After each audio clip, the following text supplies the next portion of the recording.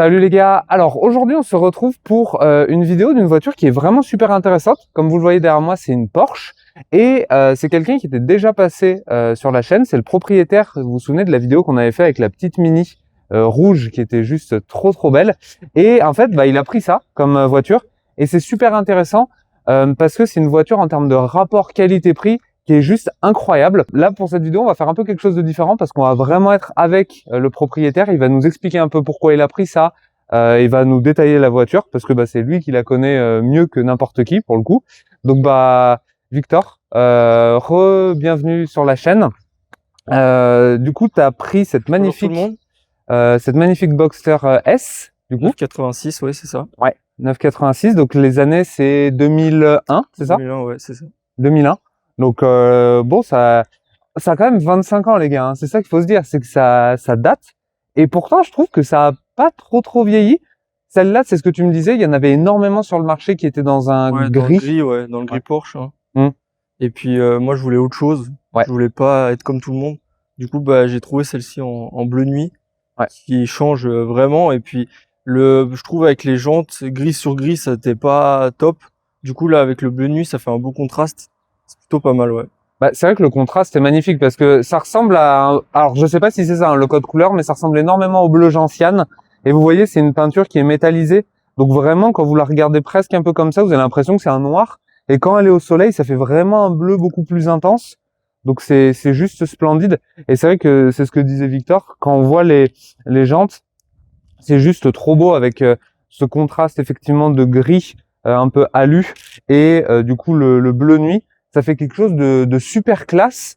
Et faut savoir qu'à cette époque, c'est un peu comme la 911, génération 996. Il y a eu énormément de détracteurs par rapport à ces optiques. Parce qu'en fait, on perdait, vous savez, les fameux yeux de grenouille de la Porsche. Et on avait en fait cette partie-là, un petit peu, qui était que beaucoup en fait n'aimaient pas. Mais je trouve que maintenant, avec le temps, déjà c'est ouf parce que c'est la seule génération de Porsche au final qui a ces optiques. Ouais. Donc elle est vraiment unique entre guillemets dans l'univers Porsche. Et je trouve que maintenant, ça lui donne vraiment ce côté rétro et elle a une bonne bouille, hein, franchement. Ouais, elle est super belle. Et surtout, il y en a même, ils achetaient un cache en couleur carrosserie qui venait cacher juste ici. Ah donc ouais. Qui laissait des espaces là et le rond pour vraiment avoir un seul rond comme les Porsche je savais même 911 normal. Ah ouais, donc tu avais vraiment un cache en fait qui venait un peu couvrir cette partie pour redonner le look 911. Ok, waouh, incroyable. Et puis même c'est très joli parce que vous voyez la configuration, elle est ultra cohérente parce que du coup vous avez le bleu, on va dire que c'est le bleu gentiane, hein, et vous voyez du coup avec les jantes alu, mais vous voyez que les grilles aussi, elles ont cette couleur-là. Donc en fait ça fait quelque chose qui est vraiment très homogène et harmonieux. Et franchement dans son ensemble, moi je trouve que c'est fou. Et puis on l'a pas dit aussi, mais félicitations parce que c'est ta première Porsche. Voilà, aussi. C'est ça, Porschiste dans la famille Porsche. Et juste rappel du coup pour la communauté, quel âge t'as? J'ai 20 ans. 20 ans. Donc voilà, 20 ans en Porsche. Et attention, hein, parce que c'est pas c'est Porsche Cab. Donc c'est quand même vraiment c'est stylé quoi, Porsche Cab. Et comme tu disais, t'as pas une configuration basique. T'as pas du gris un peu chiant. Genre t'as vraiment t'as une belle voiture vraiment. Donc félicitations pour ça. Merci. Et du coup, juste si on parle un peu du coup des specs un peu techniques. Donc on est sur un Boxster S. Donc en termes de puissance, on est sur du 260 chevaux et c'est le 3 litres de flat 6. Voilà. Donc vous avez le moteur Porsche classique, le flat 6. On connaît pas le poids exact, mais ça doit être super léger. Parce que vous savez, à cette époque, il n'y avait pas toutes les conneries d'aide à la conduite, toutes ces assistances de merde, désolé, hein, mais qui rajoutent un poids dingue dans les voitures. Donc là, vraiment, c'était 4 roues, un volant, un peu de luxe quand même, on va voir à l'intérieur. Puis là, vous voyez, si vraiment vous regardez un peu plus sur l'arrière du véhicule, là, il y a vraiment quelque chose de très caractéristique du Boxster où il y a ce grand capot arrière comme ça. Et du coup, ça, vous l'entendrez hein, quand on va la démarrer. Mais celle-là a une ligne. Voilà, une ligne d'échappement. Et ça ajoute du plaisir de conduite. C'est un truc de fou. De fou. Elle sonne très bien. Sur un cab, c'est vrai que c'est juste essentiel d'avoir, ça rajoute énormément. Et c'est ce que tu disais. Les sorties, normalement, elles sont pas comme ça. C'est des espèces de carrés. Hein. Ouais, il y a deux espèces de rectangles l'un au-dessus de l'autre. Ouais. Et puis là, du coup, c'est deux gros ronds, comme les GT3 RS. Ouais, ça passe vachement mieux. Ça, et puis, C'est plus joli, tu vois, hein. il a mis, donc l'ancien proprio a mis la ligne, Ouais, c'est ça. mais il a pas fait un truc, on a presque l'impression que c'est d'origine. C'est tellement, ça passe vraiment super bien. Il a pas fait un truc trop bizarre. Là, vous avez, on vous le montrera tout à l'heure, vous avez l'aileron qui peut se soulever et qui se soulève automatiquement quand vous roulez à une certaine vitesse. C'est ce qu'on disait. Ça casse un petit peu la ligne parce que là, c'est très joli, c'est très fluide, vraiment. Et c'était encore l'époque où il faisait des choses peut-être un peu disgracieuses, où ça remontait vraiment comme un mur, Ouais, ça comme monte ça. droit, hein.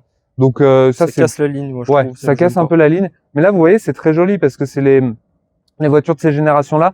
J'aime beaucoup. Elles ont des designs très arrondis. Là, vous voyez les hanches, elles partent vraiment comme ça. Et bon, bah du coup, vous avez une capote qui du coup est en toile sur ces époques-là. Et ça, bon, évidemment, on vous l'a pas encore montré. Mais là, vous voyez typiquement sur les ailes, vous avez en fait ces prises d'air comme ça qui viennent en fait gaver le flat 6 en air frais.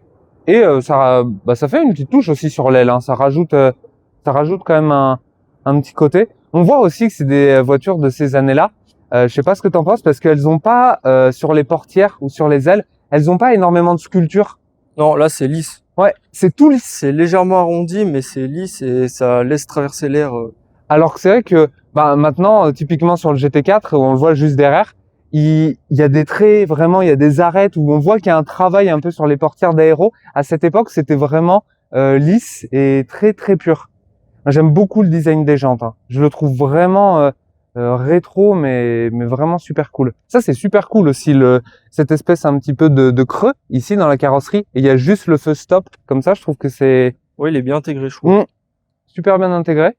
Et tu vois, il y a un truc moi que j'aime pas trop généralement sur les cabs, mais là je trouve que c'est joli, c'est les barres au-dessus des sièges. C'est une espèce d'arceau, ouais. Ouais, là ça passe bien parce qu'il y en Ouais, a il est bien certains, c'est un intégré. peu disgracieux. Bah, là, il y a un effet cuir ici. Ouais. Et puis la vitre au milieu, mais ouais, ça passe bien, je trouve. Et puis aussi, c'est ce que, bah, à la limite, on peut peut-être déjà le montrer, tout ce qui est les coffres et tout ça. Ouais. Parce que pour le coup, ça vous allez voir, les gars, il y a vraiment beaucoup de place, quoi. On peut commencer par l'arrière, du coup. Ouais. Attends, ça faut qu'on le montre. Regardez, si notre brave caméraman peut venir, regarde la clé. Parce que ça, c'est vraiment, regardez, à l'ancienne. Carrera GT, hein. Ouais, exactement. C'est exactement ce que ça m'a fait penser. Comme les clés de Carrera GT, les gars. Hein. Donc quand vous aviez une voiture à 1 million, bah vous aviez la même clé Ouais, c'est ça. que là. Puis regardez, franchement, il y a énormément de Ouais, on a place beaucoup de déjà. place, ouais. Et vous avez du coup en haut à droite tout ce qui est pour faire votre niveau d'huile, rajouter de l'huile, etc. Donc comme maintenant en fait, hein, on voit pas le moteur hein, sur ces sur ces types, donc que ce soit Boxster, Cayman, on voit rien. Hein. De toute façon, ils ont tout planqué. On va passer à l'avant, du coup. Et là, c'est fou. Franchement, la taille qu'il y a, parce que vous voyez, vous avez la roue de secours. Tu disais que c'était Ouais. quelque chose de recherché. Ouais, hein, et quand même. qu'elles ont pas toutes. Ouais. Donc là, du fait que je l'ai, c'est vraiment cool. Et vous voyez, les gars, je me permets. Hein, Ouais, vas-y. vous voyez, regardez, il y a la bâche, mais si on l'enlève, hop, enfin regardez comme c'est profond de fou. Ça va jusqu'au sol, hein, en fait. Ah, Hein. c'est énorme. Enfin, vraiment, vous pouvez mettre un paquet de valises, etc. Enfin, c'est super impressionnant. Et ça, du coup, c'est un truc qui est très rigolo aussi, ce que tu montrais. C'est Ouais, ça. la cassette. Vraiment, ça, c'est à l'époque, parce que du coup, là, ici, hop, vous pouviez en fait mettre les cassettes pas pour votre sono, hein, tout simplement. Et c'est trop atypique. Ces voitures de ces générations-là, c'est ce que tu disais. Il y a le téléphone Ouais, aussi dans les le voitures, Nokia, ouais, qui est avec d'origine. le bon vieux Nokia. Mais franchement, c'est super cool. Et franchement, non, encore félicitations parce que c'est un très très bel achat. Faut savoir que moi, quand j'étais petit, donc c'était un peu mes années où j'étais gamin et je voyais ça et je voyais que les prix étaient à peu près faisables. Et je me disais, si à 18 ans j'arrive à me payer ça, ça c'est un truc de fou. Bon, au final, j'y suis jamais arrivé. Donc toi, tu y arrives à 20 ans, félicitations. Mais non, franchement, voiture de fou. Et les gars, ça aussi, c'est un peu la raison de cette vidéo, c'est que en termes de budget, toi, tu l'as payé à peu près. Ouais, 20 000, entre 20 et 21 000 euros. Voilà, entre 20 et 21 000. Donc vous vous rendez compte, vous avez quand même une Porsche. Donc déjà en termes d'image, c'est quand même un truc de fou. Vous l'avez dans une configuration de dingue. Elle a pas trop de bornes parce Non, qu'elle a 103 000 km. 103 000 km. Ça peut rouler jusqu'à l'infini. Vous avez le flat 6 et franchement, vous avez un cab et tout. Et je suis désolé, mais quand on voit des voitures neuves maintenant à ce prix-là, franchement, désolé, mais ça a aucune gueule. Alors que ça, franchement, vous avez quand même une vraie voiture. C'est une voiture de Ça vaut le sport. prix d'une Clio, hein. Ouais, ça vaut le prix d'une Clio exactement. Sauf que là, bah, vous roulez en Porsche. Et encore une fois, il faut complètement désamorcer ce truc parce que là, je vois les gens en commentaire qui vont potentiellement dire oui, mais les entretiens, etc. Certes, c'est des entretiens qui vont coûter plus cher que du Renault. Oui, c'est sûr. Mais on est très loin des entretiens de marques, mettons, italiennes qui sont hors de prix. Sur Porsche, franchement, c'est pas déconnant, franchement. Et sur des modèles comme ça, on peut très bien aller chez des spécialistes qui sont beaucoup moins chers que directement en concession. En Et plus. ils vont faire le même travail. C'est des motoristes Porsche généralement. Et puis c'est des anciens mécanos des concessions. Donc on peut y aller les yeux fermés sur ces modèles-là. Clairement. Non, clairement, il n'y a pas à s'embêter, mettons, à aller forcément chez Porsche et payer le plein tarif sur ce genre de voiture. On peut peut-être montrer l'intérieur? Oui. Ah ouais. Allez. Ce que vous allez voir, les gars, pour l'époque, c'est quand même assez évolué. Puis là, regardez, c'est trop stylé. Vous avez le blason Porsche, quoi. Déjà, c'est trop rigolo parce que vous avez encore l'époque où vous avez la serrure pour mettre la clé dedans. Et après, bah, vous voyez, franchement, l'intérieur, moi, je trouve qu'il a pas, il a pas, pour voir que la voiture a quand même 25 ans, hein, c'est ça qu'il faut se dire, hein, parce que vous avez quand même du cuir. Les sièges, d'ailleurs, sont très jolis. Ils ressemblent, au final, ils ressemblent un peu aux sièges confort de maintenant, hein, chez Porsche, hein. Ils ont pas changé grand-chose. Ouais, ils ont pas changé grand-chose. Vous avez une boîte méca, donc ça, c'est quand même trop cool pour le plaisir de conduite. Disponible aussi en automatique, hein. Ok, donc Mais disponible je en voulais auto. pas, parce que boîte manuelle quand même c'est mieux. Ouais, en auto, ça doit être un peu une boîte un peu complexe, on Et va dire. apparemment il y a plus de problèmes en plus avec la boîte automatique. Ouais, c'était un peu le début des boîtes auto, donc ça aurait été un peu, enfin, le début, on va dire des boîtes un peu auto sport. Et vous voyez là, les gars, c'est super joli parce que vous avez tout le tunnel comme ça qui est en alu. Donc ça rappelle en fait encore une fois les jantes et les grilles à l'avant. Vous avez la boîte de vitesse ici, donc c'est une boîte 6.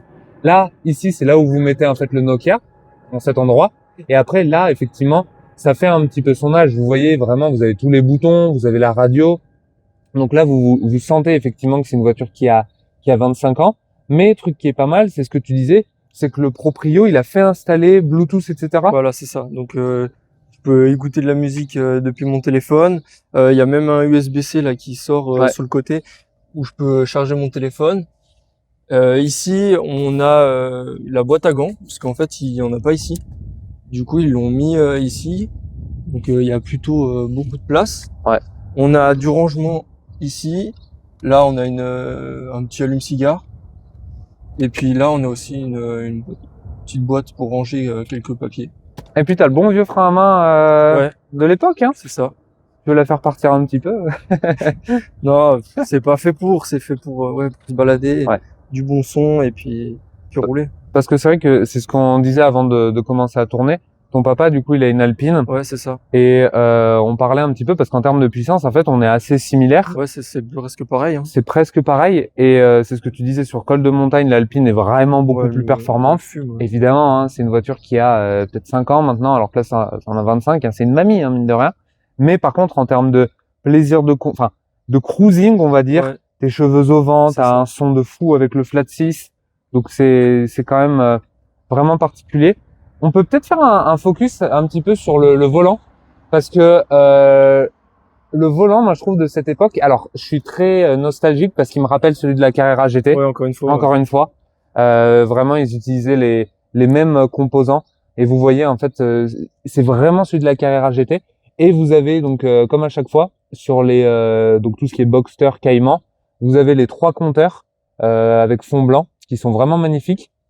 Alors que sur de la 911, vous avez les 5 compteurs. Donc ça, déjà, vous pouvez faire la différence. Et après, même, vous voyez sur les portes, on retrouve hein, toujours ce petit côté alu avec du cuir, etc. Enfin, c'est vraiment c'est vraiment bien fini quand même. Et tu vois, le truc qui me choque, c'est qu'elle a 100 000 bornes, elle a 25 ans.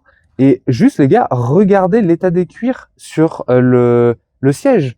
L'état des cuirs, il est nickel. Et maintenant, sans mentir, hein, vous prenez une BM, vous prenez une Mercedes, que sais-je, vous lui mettez 100 000 km en 3-4 ans, mettons, et les cuirs, ils sont pas dans cet état-là. Ils déchirent, ouais. Totalement. Et c'est là, ça c'est terrible. Les voitures, on les paye de plus en plus cher à cause de toutes ces merdes européennes et ces normes de sécurité, etc. Mais en fait, tout ce qui fait vraiment la voiture, donc tous les matériaux, ce genre de choses, eh ben en fait, ils diminuent en qualité. Ils dégradent la qualité. Ouais. Là, ça c'est du vrai beau cuir. Enfin, franchement, bon bah vous malheureusement vous pouvez pas le faire, mais quand vous le touchez, vraiment vous sentez que c'est du vrai cuir. C'est pas ce cuir très fin là qui nous mettent maintenant. C'est du cuir synthétique. Hein. Ouais. Là vraiment c'est du beau cuir et c'est voilà. À l'époque, honnêtement, on se foutait pas de votre gueule quoi. Vous achetiez ça, vous aviez vraiment des matériaux de qualité. Et puis moquette étendue, hein, comme vous pouvez le voir. Ouais. On a encore un rangement ici.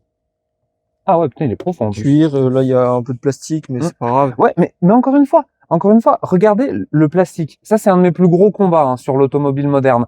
Regardez les plastiques. Ils sont solides, ils sont moussés et ils sont jolis. Vous voyez? Alors que maintenant, je vous en ai fait des vidéos sur des voitures modernes, typiquement la nouvelle Clio, ce genre de choses. Le plastique, il monte jusque là, mais tu sais, c'est le plastique très dur, là où quand tu frottes avec les doigts, ça fait comme ça. Là, on dirait que c'est du cuir en fait, presque. Et quand on appuie, presque le doigt il rentre un petit peu. Ouais, c'est pas du cuir dur, comme sur les nouvelles quoi. Ouais, c'est pas ce plastique là super ingrat.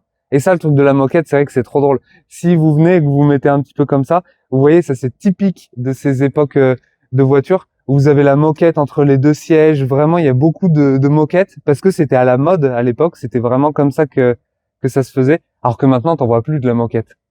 Aussi haut en tout cas. Et puis là, il y a encore, ils ont mis un rangement là derrière. Ah oui, un espèce de filet comme s'il y avait des sièges arrière et pour ranger des documents. Et là, du coup, il y a pas de siège arrière, mais on peut quand même ranger. Et puis, vous voyez encore plus la moquette qui est partout. Et puis même, tu vois, la finition, franchement, elle est nickel. Et d'ailleurs, on voit que derrière les sièges, t'as vu, t'as un autre petit rangement pour mettre des documents, etc. Donc vraiment, si tu veux mettre carte grise ou ce genre de choses, ou des lunettes de soleil, aussi. T'as énormément de place, franchement. On peut peut-être montrer le petit aileron qu'on disait à la limite. J'allais voir les gars, ça c'est rigolo si vous vous mettez vraiment de côté, peut-être comme ça. C'est un petit bouton qui a juste ici. Ok. Et on vient appuyer dessus. Et voilà. Et vous voyez, c'est brut quoi. Ils ont fait un espèce de mur qui sort. Et bon, c'est vrai que ça coupe un peu la ligne hein, quand même. Hein. C'est pas. Ouais, je trouve ça moins joli. Ouais. C'est moins joli. C'est moins pur en fait. Clairement. Mais bon, c'était quand même déjà mine de rien, c'était un peu les débuts des aérofreins et tout ce genre de trucs. Hein. C'est maintenant évidemment, hein, vous avez les trucs sur les McLaren où les machins ils se rentrent, ils sortent, ils sont ultra articulés et modulables. Mais s'il n'y avait pas eu ça au début, on n'aurait pas toutes les technologies qu'on a maintenant. Hein. Et c'est super rigolo de voir l'évolution technologique. Typiquement, on disait, il y a le Nokia. Et maintenant, on filme avec les iPhones, ce genre de choses. C'est super rigolo. En vrai, c'est ça qui est bien avec ce genre de voiture, vous vous rendez compte, c'est que c'est une capsule temporelle. Vraiment, c'est quand vous roulez là-dedans, vous avez l'impression de repartir en 2001. Et ouais, ça vous rappelle en fait des souvenirs, des odeurs aussi. Là, pareil, vous l'avez pas malheureusement, mais là, vous sentez vraiment le cuir. Enfin, vous avez des odeurs vraiment particulières. Alors que maintenant, c'est beaucoup plus aseptisé, quoi, on va dire. 103 000 km et la voiture, elle est dans un état nickel. Et moi, franchement, je trouve que je la trouve trop belle. Vous avez le seuil de porte avec le Boxster regardez si je vous montre ici. Il y a le pédalier en alu aussi. Ouais, exactement, c'est ce que j'ai vu aussi. Regardez. Vous avez le beau seuil de porte avec marqué Boxster en alu. Donc encore une fois, ça fait un rappel. La config, vraiment, le gars qui l'avait fait à l'époque, il avait vraiment fait un bon choix, hein, parce que tout est super cohérent. Ouais, il avait du goût. Tout est super cohérent et effectivement, c'est ce qu'on disait, pédalier en alu, donc vraiment cool. Est-ce qu'à la limite, on peut peut-être montrer la capote, à quoi elle ressemble du coup fermée? Est-ce qu'il faut qu'on ferme les portes ou Non, il faut juste avoir le frein à main, avoir mis le contact. Ok. Faut venir appuyer ici. Même les bruits de l'époque sont trop drôles. Tac. Là, j'ai mis 2 microfibres sur celles qui ont le plexiglas flexible. Ouais. C'est important de mettre ça parce que le moteur est juste en dessous et quand ça chauffe, ça peut le déformer et même coller les deux parties quand ça se plie. Donc, faut bien faire attention de bien pas avoir de plis. Et puis, ouais, c'est conseillé de mettre 2 petits chiffons. Ok, bah ça pour je pas que ça savais pas. colle. Bah petite astuce pour vous les gars, si un jour vous voulez en acheter une, faut mettre la microfibre pour pas plinguer le plexi. Hop. Et là, on reste appuyé jusqu'à ce que ça fait plus de bruit. Et puis, il y a encore une dernière attache, si tu veux montrer. Ouais. Il faut juste venir verrouiller ici. Et voilà, et ça referme les fenêtres. Et là, les franchement, recapoter. et bah tu sais que franchement, même parce que alors ça c'est vrai que souvent les cabs quand elles ont la capote, elles sont beaucoup moins jolies. Ouais. Mais là, moi je la trouve vraiment très jolie. Elle a presque un petit côté de 911 996, Ouais. un peu. Ah là, elle est super super jolie. Après, c'est sûr, c'est encore plus joli quand le toit est en dur. Ouais. Mais cette toile-là, je trouve qu'elle va bien. Bah et puis en plus ça se remet super facilement. Enfin Oui, c'est oui, pas oui. long du tout. Et même tu vois là en termes d'état, ta toile elle est nickel. Hein. Ouais, a elle a été traitée avant que je l'achète, anti-UV, tout. Et puis j'en Franchement, prends soin. Si l'ancien proprio il voit cette vidéo, franchement félicitations à lui parce qu'il en a vraiment super bien pris soin. Hein. C'était un vrai passionné le gars quoi, vraiment. Et puis même là, peut-être si vous voulez venir montrer un truc aussi qui est rigolo. Encore une fois, hein, c'était des voitures qui avaient beaucoup d'astuces, qui étaient très malines. Vous voyez ici, vous avez une sorte de rangement pour mettre le téléphone ou le passeport ou je ne sais quoi. Et d'ailleurs, ça c'est un truc de fou aussi, on l'a pas dit. Mais sur les sièges, vous voyez qu'il y a les réglages sur le côté. Donc déjà à cette époque, c'était siège électrique. Hein. C'est ça, siège électrique. Et chauffant, tu disais aussi. Ouais, chauffant. Enfin, les gars, rendez-vous compte. Hein. On est en 2001. Hein. On est en 2001. On est en 2001.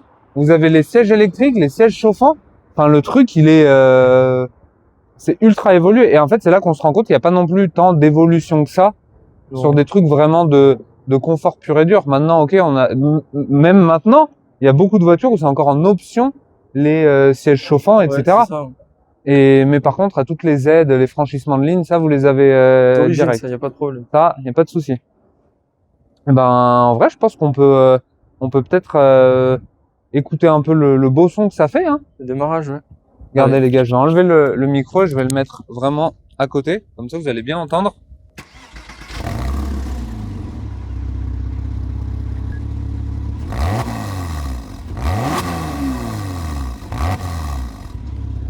Et vous voyez, franchement, c'est autre chose que les voitures qui ont des FAP et tout ça. Hein. Ça fait vraiment le bruit pur de la Porsche. Ouais, pur. Le grognement vraiment, quoi. Le flat 6 originel. C'est tellement ça. Et ben, je pense qu'on peut prendre la caméra et aller faire un petit tour, du coup. Un petit tour, ouais. Allez. Bon, du coup, les gars, on se retrouve dans le Boxster S. Donc, on est déjà très très bien assis. Hein, ça, on peut le dire. Les sièges, c'est franchement, vous pouvez faire de la borne, mais indéfiniment. On a l'impression d'être dans un canapé. C'est super moelleux. Et bah là, vous connaissez. Hein, on arrive sur les fameuses routes. On va pouvoir appuyer un petit peu plus, mais en restant, bon, bah toujours à peu près. Dans la limitation de vitesse. Exactement, toujours dans la limitation de vitesse. Mais écoutez le bruit, quoi.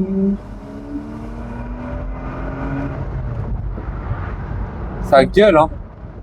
Et franchement, on a dit que ça faisait combien de chevaux déjà? Ça fait 260 chevaux, le 3 litres 2. Franchement, 260 chevaux et ça se déplace, hein. Ouais, ça marche. Vraiment, ça marche bien. C'est pas trop puissant. Enfin, tu vois, ça fait pas vraiment une impression super puissante, mais ça se déplace quand même super vite et c'est super agréable. C'est parfait pour du cruising, en fait. Bah, franchement, et il n'y a pas besoin de plus pour rouler de toute façon à 80 sur les routes nationales. Ouais. Il n'y a pas besoin de plus et puis ça marche déjà très très fort. C'est ça. Par contre, c'est sûr que pour faire des cols, c'est pas le plus adapté. Hein. C'est vraiment faire le bord du lac, aller se balader comme ça sur des nationales comme ça. Puis regardez, du coup, vous êtes vraiment en prise avec les éléments. Regardez comme c'est beau, quoi. Enfin, vous êtes vraiment dans la forêt. Là, dans l'ombre, c'est trop beau. C'est trop beau. Et du coup, bah forcément, vous sentez les odeurs aussi de la nature. Enfin, c'est toute une ambiance. Hein. Le cab, vraiment. Et c'est ça qui est cool, c'est que vous n'avez pas besoin de rouler super vite, surtout que celle-là, elle a une ligne. Donc au final, elle fait un super beau bruit. Alors bah, que là, même, on est... même là, par exemple, je suis en 5e avec la ligne d'échappement. Écoutez le son qu'elle fait.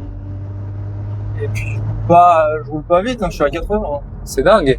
Franchement, c'est fou. J'espère que vous entendez bien, les gars, avec le son du moteur, parce qu'on a mis du coup les micros en réduction de son, parce que mine de rien, il y a beaucoup de vent dans la cabine, vu que c'est un cab. Mais vraiment, ça fait un un super beau ronronnement, quoi. À la ligne, ça ajoute du plaisir de conduite. Et en fait, j'ai jamais essayé une sans ligne, donc je pourrais pas dire si ça a vraiment une différence. Mais là, quand tu commences à tirer dedans en deuxième, quand tu arrives dans les 6000 tours, ça fait un son. C'est le Flat 6 Porsche, c'est magnifique. Ce que je vais faire, les gars, c'est que je vais juste changer les micros. Je vais les passer en fait avec plus le réducteur de son, parce que j'ai quand même envie que vous entendiez le bruit. Parce que là, il y a une petite ligne droite, donc peut-être que vous allez avoir un peu de vent, mais vous allez sans doute mieux entendre le bruit. Là, ça a fait du donut. Ouais, là ici, il y a eu des bêtises de fait. Mais c'est pas nous, hein, je tiens à préciser, c'est pas nous. Et puis mine de rien, vous voyez les gars, vous êtes quand même en Porsche, hein, donc il y a un truc quand même où vous avez une voiture de sport. Et là, on va avoir une ligne droite un peu plus sympa et vous allez pouvoir entendre le bruit avec les micros, je pense, cette fois.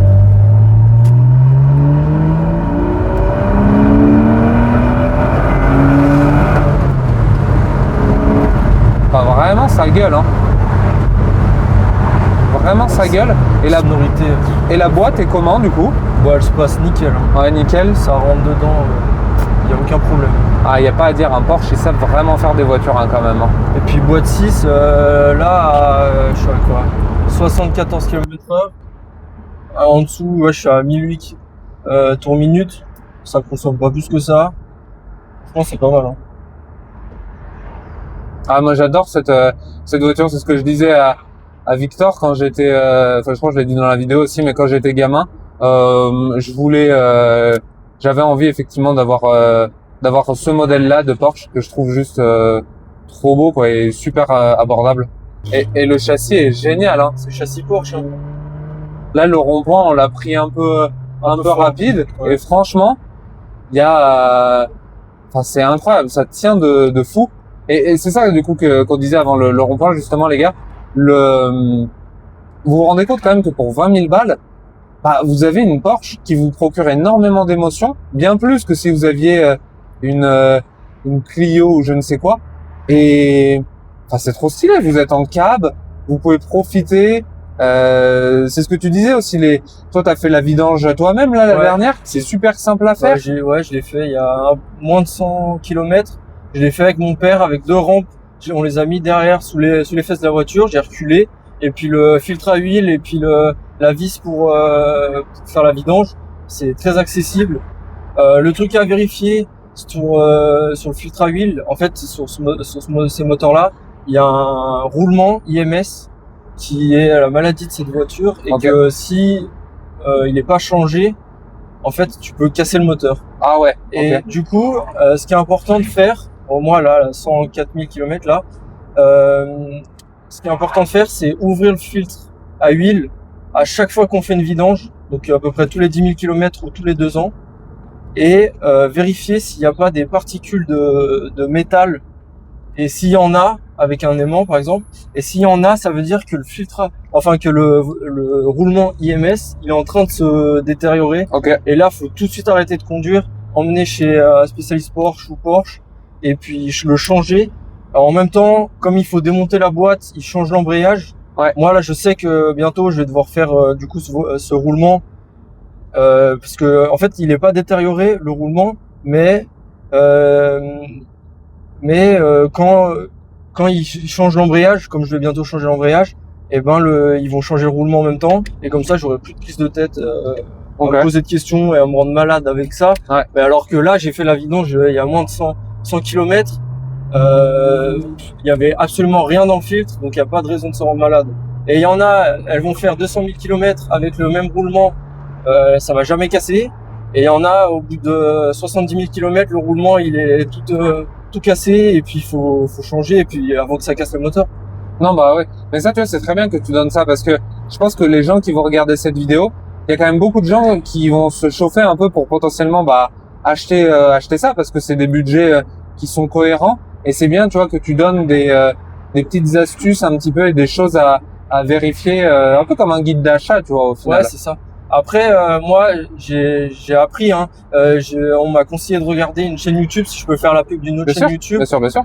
Piston Kirk. Ouais. C'est un père et son fils, ils en ont une, et il explique tout, mais vraiment tout, comment avoir par exemple, quand t'enlèves la batterie, tu perds les vitres qu'elles descendent toutes seules. Ouais. Il y a plein de petits tips. Comment démonter la face avant, comment démonter l'arrière, comment accéder au moteur. Le moteur, moi, j'ai déjà démonté pour le nettoyer tout à la microfibre. C'est plein d'astuces. Donc, Piston Kirk sur YouTube pour ce genre de modèle, faut aller voir et puis il donne tous les tips plus que ce que j'ai donné moi. Là. Et ben voilà les gars, hein, si vous voulez acheter ce genre de véhicule, et ben vous savez que de toute façon vous êtes pas con, hein, vous savez qu'il y a des chaînes vraiment spécialisées qui peuvent vraiment tout vous montrer sur l'aspect un peu mécanique. Mais là vous voyez, c'est plus vraiment pour vous montrer un petit peu le lifestyle du truc, où vraiment on profite. En fait, c'est ça qui est fou, c'est qu'on n'a pas besoin de rouler vite pour prendre du plaisir. Je suis à 60. Ouais. Le son il est ouf, je suis en 4e. C'est le kiff. Je pense que c'est le kiff. Ouais, c'est un plaisir de conduite, vraiment. Et comme on a du son pas très haut dans les tours, bah ça permet de pas rouler vite et pas mettre les autres en danger.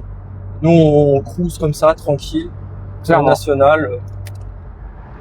Et puis même, tu vois, je trouve que c'est en termes de sécurité, je trouve que c'est rassurant d'avoir une voiture qui a un super châssis comme celle-là, tu vois, qui est super saine. T'as quand même un peu de puissance si tu veux faire un dépassement sans trop galérer. Enfin, voilà, vous voyez les gars, dans un virage comme ça, même si c'est à très faible vitesse, enfin, vous voyez que genre vraiment ça, vous sentez que ça accroche de fou, je crois. Là, il y a un petit virage. Ouais. Et vous sentez qu'elle se met tout de suite en appui, comme ça. Hop. Et voilà. Aucun souci. Châssis Porsche. Châssis Porsche. Deutsche Qualität. C'est ça. Vive les Allemands. Bon, du coup, les gars, fin de vidéo. Immense merci à Victor. Merci à toi. Parce que c'était cool de venir nous montrer ta nouvelle voiture. Et puis, c'est rigolo parce que, comme je vous ai dit au début, il était passé sur la chaîne avec la Mini, là maintenant avec la Porsche. Donc quand tu changeras, que ce sera genre une Ferrari, et faudra venir. Faut travailler encore un peu. Ouais. Mais non, franchement, c'était cool. J'espère que vous avez bien aimé cette vidéo. Je l'ai trouvée très intéressante parce qu'en fait, il y a beaucoup de gens qui n'ont pas des budgets, qui n'ont pas 300 000 € à mettre dans une voiture. Et en fait, vous voyez qu'avec 20 000, ce qui est déjà une belle somme, mais vous voyez que vous pouvez avoir une voiture ultra plaisir, ultra charmante et dans une super belle configuration. Donc, il faut pas se mettre de barrière et se dire une Porsche, c'est pour une certaine élite ou ce genre de choses. Non, si vous êtes un passionné, regardez, renseignez-vous. Faites comme Victor, en fait. Juste bossez et vous allez avoir largement suffisamment pour vous payer déjà une super belle voiture. Et puis, putain, 20 ans rouler en Porsche. Ouais, c'est quand même... c'est la classe. Hein. C'est classe, franchement. N'hésitez pas à mettre un like à cette vidéo. Je vous invite également à vous abonner au Insta qui est juste en bas. On poste de temps en temps des petits réels, ça peut être sympa. Et évidemment, je mets les réseaux de Victor à l'écran et dans la description aussi. Allez le suivre parce qu'il fait des super belles photos de voitures. C'est un passionné. Enfin, il y a de l'essence qui coule dans ses veines. Ouais, beaucoup d'événements. Ouais, tu fais ça, tu fais beaucoup d'événements, de rallyes. Donc vraiment, ajoutez-le, n'hésitez pas à aller voir ce qu'il fait. Et abonnez-vous à la chaîne, partagez-la au plus grand nombre, comme ça fait grossir la communauté. Commentez, hein. Évidemment, commentez. Dites-nous en commentaire ce que vous pensez de cette belle box terrasse. Les commentaires pour voir ce que vous dites. Allez, donc que des commentaires gentils. Et en tout cas, merci beaucoup les gars. Et puis on se dit à la prochaine pour une nouvelle vidéo. Ciao, ciao. Salut.